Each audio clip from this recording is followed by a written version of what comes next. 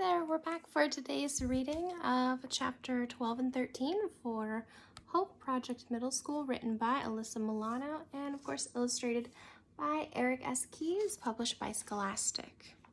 All right, let's get started. I'm excited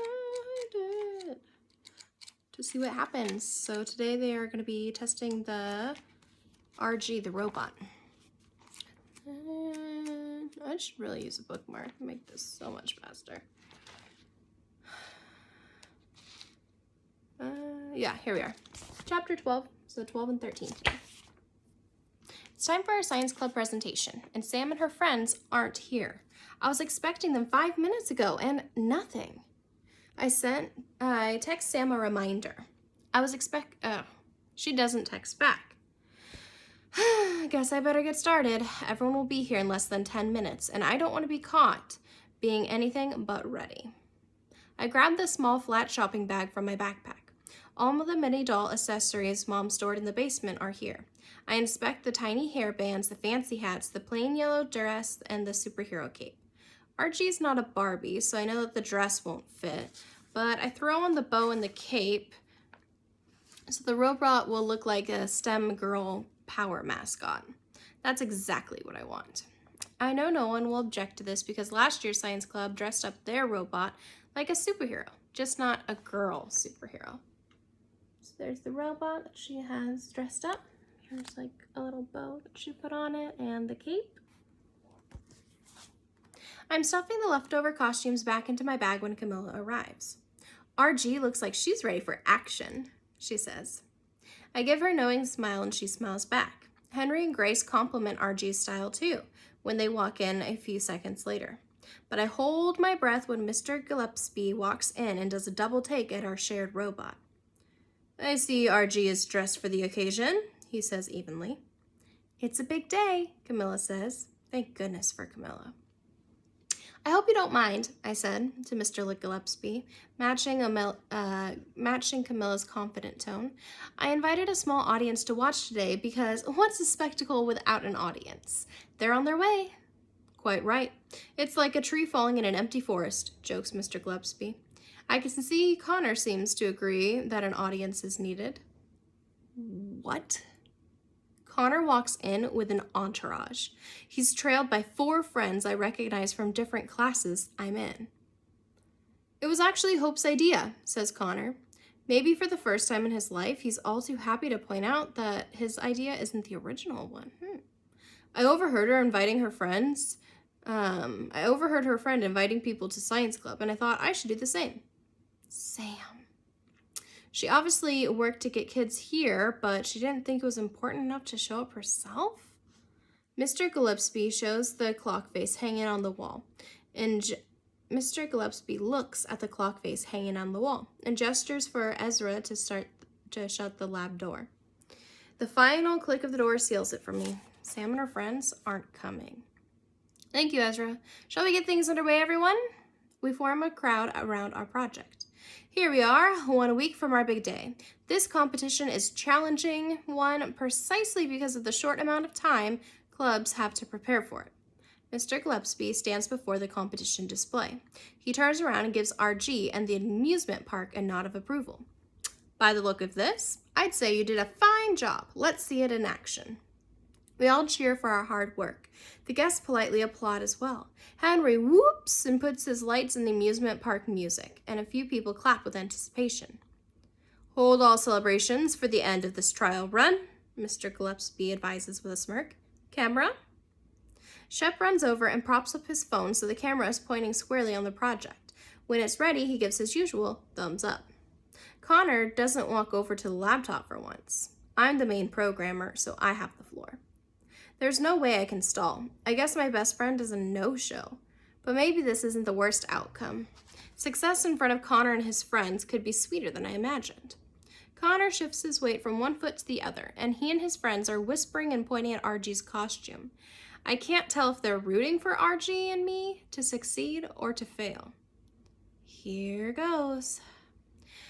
I sync RG with the software on my laptop, and it responds right away. Everyone puffs out a collective sigh. Whew, it's working. I did it. I use the arrow keys to direct RG's movements forward to pick up the Lego ticket. I overshoot it a tad, so I command the robot to back up, which it does seamlessly. The room is as quiet as a snowy day. RG bends over to pick up the Lego, which it does with ease. Almost there. Just one last step. RG has to hand the Lego to the ticket collector. The Lego is steady and firmly held. There's no chance of it slipping out of RG's mechanical grasp. Just a simple forward movement will bring this home. I hit the arrow key to command RG forward, but RG doesn't budge. No one seems to notice that the robot ignored a command. I press it again and again. A few people glance at me like they're wondering why I've paused from my duties. I swallow hard. My breath quickens, and I don't give away that the panic is building. One final click brings RG to life, but I'd hit the back arrow in my desperation to fix the problem. RG lurches backwards, catching the pink cape in its wheels.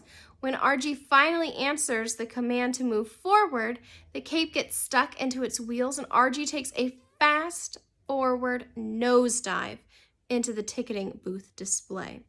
I gasp, we all gasp. The chain reaction that follows isn't at all like the one we planned.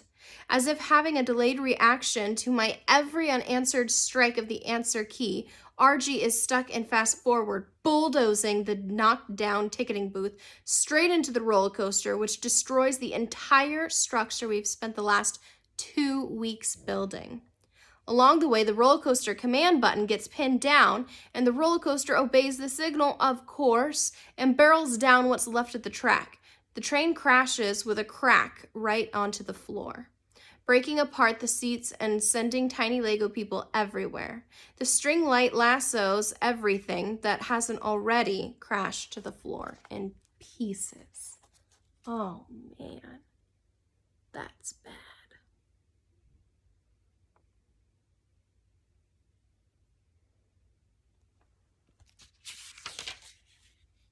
There are robot parts tumbling off the table, and the once impressive amusement park scene looks like it's been hit by a Category 5 storm, wiped out.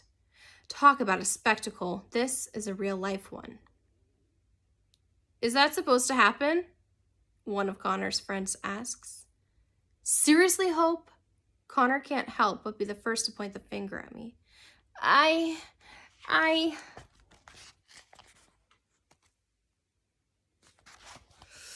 Poor Henry. He's chewing on the bottom of his lip and rubbing the back of his neck in anguish as he surveys the damage up close. Grace seems frustrated. Her arms are crossed and she and Camilla are all around bummed. I'm thinking of running straight home, through the bushes and everything. I wonder if my clothes are durable enough to keep those spindly branches from scraping my skin.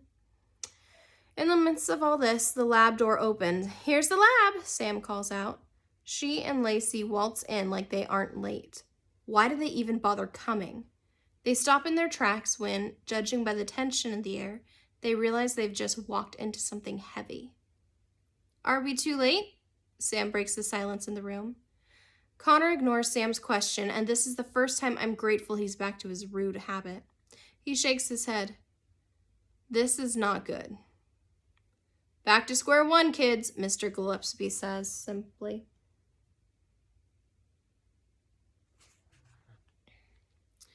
We won't have time to start all over, Connor says, and he's not just being dramatic. My best advice to you is to regroup as soon as possible, says Mr. Gillespie, with a tinge of sincerity to his voice. He's trying not to show it, but he feels bad for us, for me even. Come up with a strategy to salvage things or start on a new project. Either way, I'll expect you to present something at the competition. JFK Middle has been a presence there for the better half of the last 3 decades. Leave it to me to cut down a legacy in its tracks. Connor unloads on me. You hear that, Hope? This time, step aside and let people with half a brain come up with a better strategy.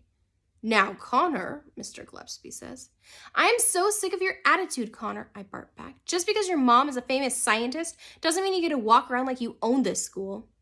With the mention of his mother, Connor's face drops. He looks wounded and at a loss for words at the same time. His milky skin is now flushed red.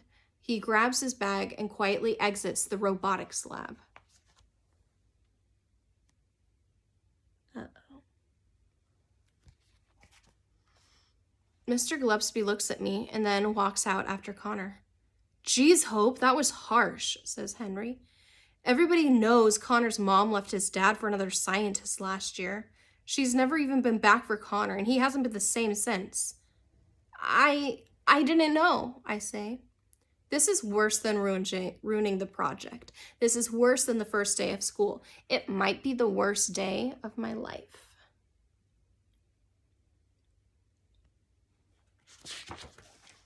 Chapter 13.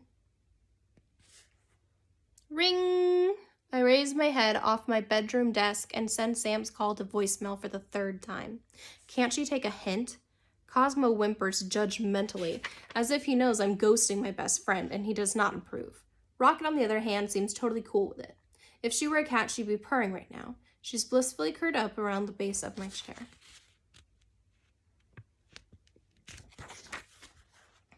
"It's complicated," I explained to Cosmo.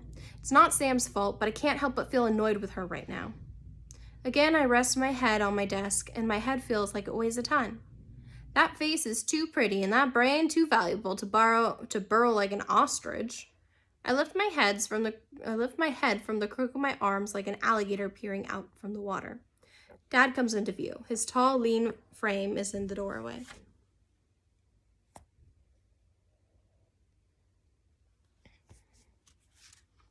"Ostriches don't really burrow their heads, you know," I say in a sad little voice. "That's a misconception." He smirks. "Fine. You're not pulling an ostrich then, but you're not pulling a Hope either. Not the Hope that I know, love, and admire."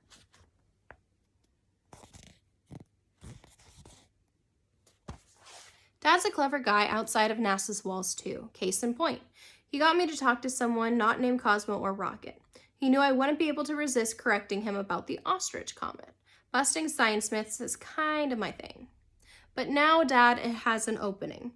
He won't stop trying to convince me that it's time to feel better. There's no use resisting him. I sit up and walk over to sit on my bed. "What happened?" He walks in slowly and takes my spot on the desk chair.